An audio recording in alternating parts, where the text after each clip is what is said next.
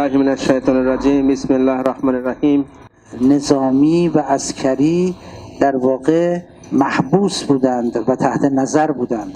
এবং ইমামকে সামনে নিয়ে সেনা নিবাসের মধ্যে বন্দী করে রাখা হয় এবং এভাবে ইমামের উপরে নজরদারি চালানো হয়। از این جهت معروف شدن به عسکری، یعنی منتسب به جایگاه نظامی. সেনা নিবাসের মধ্যে ওনাকে বসবাসের জন্য স্থান দেওয়া হয়েছিল, এই জন্য ওনার লাকাব হয়ে গেছে কি আচ্ছা আসকারি, মানে সেনাবাহিনী বা সৈন্যদের যেখানে অবস্থান থাকে সৈন্য। خوب از ارتباط با مردم محروم بودند.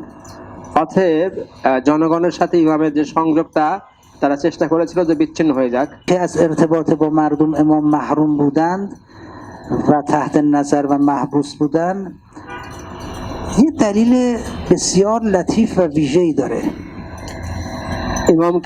ইমামকে যে জনগণের সাথে সম্পর্ক বা যোগাযোগ বিচ্ছিন্ন করা হয়েছিল এবং বিশেষ নজরদারির মধ্যে ছিলেন ইমাম, এর একটি রহস্যজনক বিষয় রয়েছে।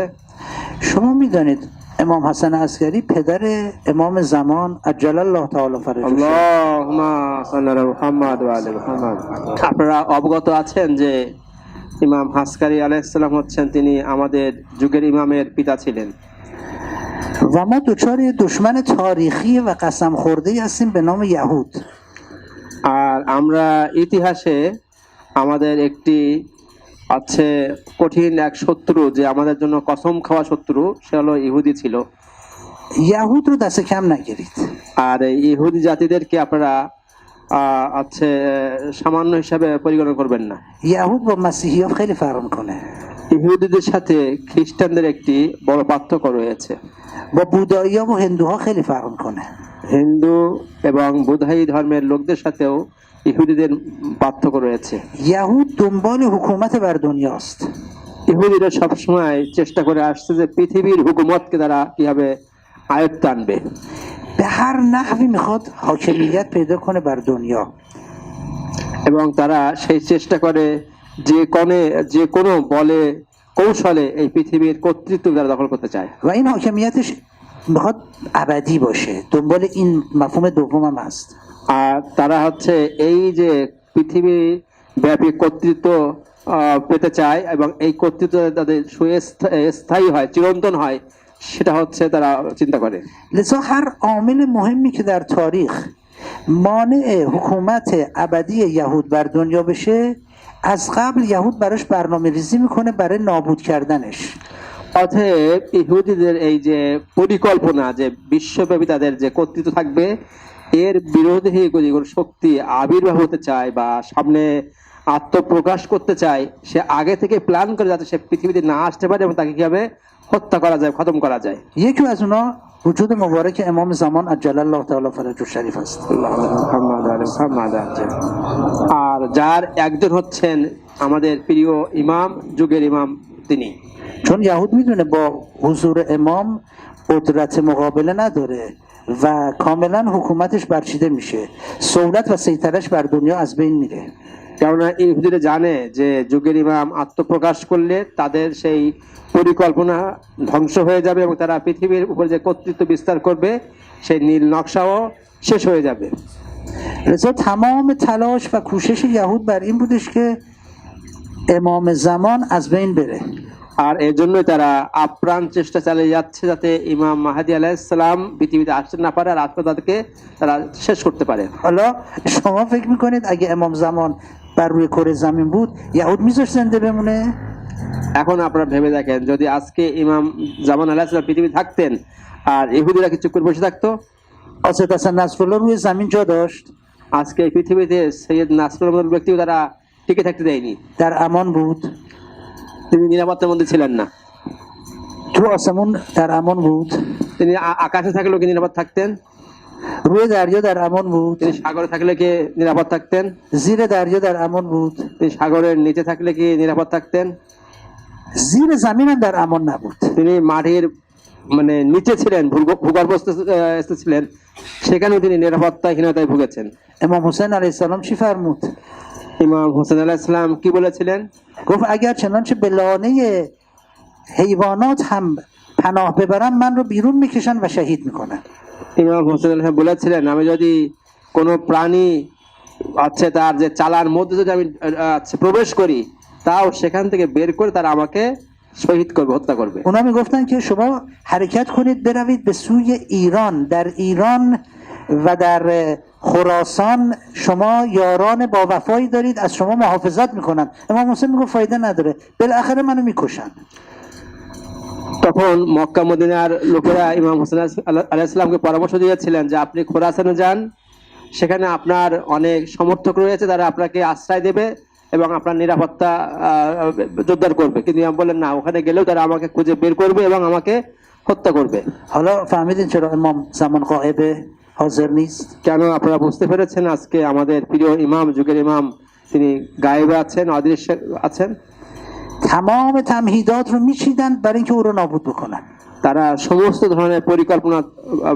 করতে যাতে ইমামকে তারা কিভাবে ধ্বংস করতে পারে لذا خداوند تبارک و تعالی او رو از نظرها غائب کرد پنهان کرد আর এই জন্য এই বিশাল সত্যতার কারণে ইমামে জামান আলাইহিস সালামকে আমাদের আল্লাহ সকলের দৃষ্টির অগোচরে রেখে দিয়েছেন فکر نکنید که یهود الان این کارو میکنه یهود در طول تاریخ این کارو میکرد আপনারা ভাববেন না যে ইহুদিরা আজকে দিনেই কাজ করবে না তাদের ইতিহাসের সূচনা লগ্ন থেকে তারা এই কাজ করে আসছে یهود در واقع خریت فن هست در جاسوسی এবং বিশেষ করে ইহুদি জাতিরা পৃথিবীর মধ্যে গুপ্তচর ভিত্তিতে অত্যন্ত সিদ্ধহস্ত তারা در ترور و قتل و نابود کردن এবং মানুষকে গুপ্ত হত্যা মানুষকে হত্যা করার ক্ষেত্রে তারা অত্যন্ত কৌশলী اگر چنانچه امام حسن عسکری در واقع یک فردی بودش که آزاد بودش و رها بودش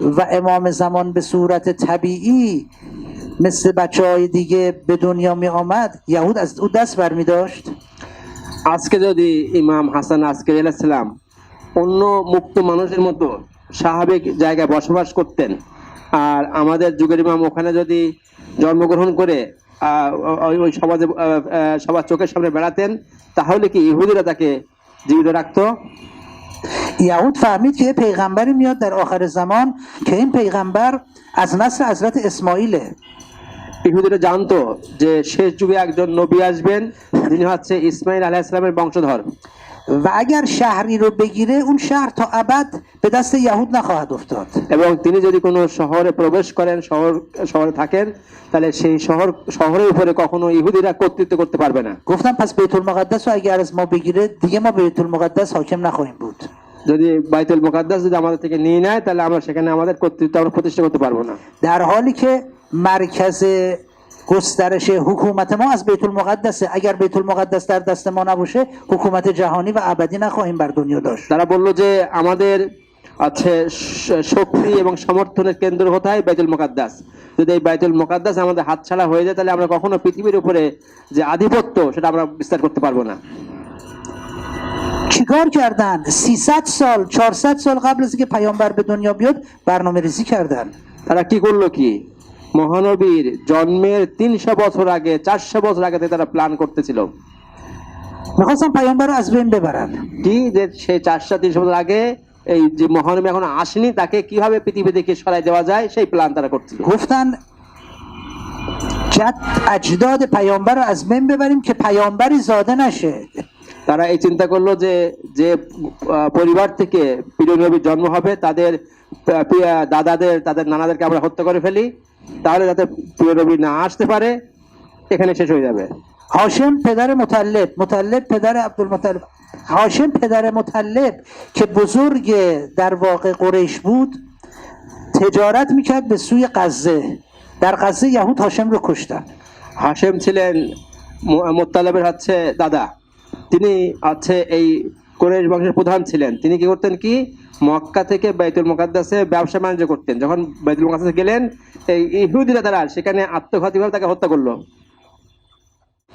که از هاشمی که جد اعلای پیامبر هستش بکشنش که پیامبر دیگه به دنیا نیاد অতএব যে হাশেম যার পরবর্তী বংশধারায় প্রিয় নবীর জন্ম হবে যাতে তিনি জন্মগ্রহণ করতে না পারেন এই জন্য হাশেমকে কি হলো হত্যা করে ফেললো قبر هاشم الان تو غزه سان غزه رو میگن غزة الهاشم আজকে সেই গাজ্জায় হচ্ছে এই হাশেমের কবর আছে এবং এই জন্য বলা হয় গাজ্জা তো হাশেম, মানে হাশেমের গাজা।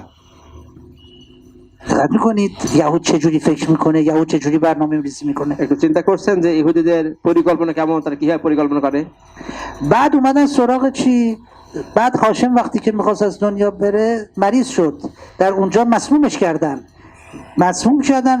ازدواج کرده بودش، در غزه ازدواج کرده بودش، پسری به دنیا اومد، سپرد به خانواده خودش در اونجا که این پسر رو مواظبت بکنید یهود از او مطلع نشه. এবং যখন এই ব্যবসায়িক কাজে হাশেম বাইতুল মুকাদ্দাসে গিয়েছিলেন, গাজাতে গিয়েছিলেন, ওখানে বিবাহ করেন এবং এক সন্তান জন্মগ্রহণ করে এবং হাশেমকে বিষের মাধ্যমে তাকে হচ্ছে মেরে ফেলে। আর হাশেম কি করেন কি, যখন অসুস্থ তখন তার সেই নিজের ছেলেকে একজনের কাছে রক্ষণাবেক্ষণ দিয়েছেন এবং বলেছিলেন সতর্ক থাকবে যেন ইহুদিরা যেন না জানতে পারে এটা আমার ছেলে। مطلب برادر هاشم رفت به سوی تجارت تو غزه. এবং মুত্তালেব হচ্ছে হাশেমের ভাই, তিনি যখন গাজাতে গেলেন ব্যবসায়িক কাজে بچه رو دید گفت این خیلی شبیه هاشم هستش، این کیه؟ گفتن این پسر هاشمه. এবং তিনি যখন ওখানে দেখলেন যে একটা ছেলেকে তার নিজের ভাইয়ের সে হাশেমের মতো আর কি চেহারা, তিনি জিজ্ঞাসা করলেন যে এই ছেলেটা কে, তখন হাশেমের ছেলে। و ما اون رو پنهان کردیم এবং ইহুদিরা বললো আমরা এর লুকিয়ে রাখছি به وصیت هاشم. এবং হচ্ছে হাশেমের ওয়াসিয়ত অনুযায়ী আমরা হচ্ছে সেই লোকেরা বললো লুকিয়ে بچه 9 سالش بود. এই শিশুটির বয়স ছিল তখন 9 বছর। مطلب بچه رو برداشت آورد به سوی چی؟ مکه. এবং মুত্তালেব কি করলেন কি, সেই ভাইয়ের সন্তান 9 বছর বয়স তাকে গাজা থেকে নিয়ে আসলেন কোথায়? মক্কাতে নিয়ে আসলেন। آیا گفت بچه هاشمه؟ মক্কা এসে তিনি এই কথা বলেছিলেন যেটা হাশেমের সন্তান? نه، پنهان کرد از اینکه این فرزند هاشمه.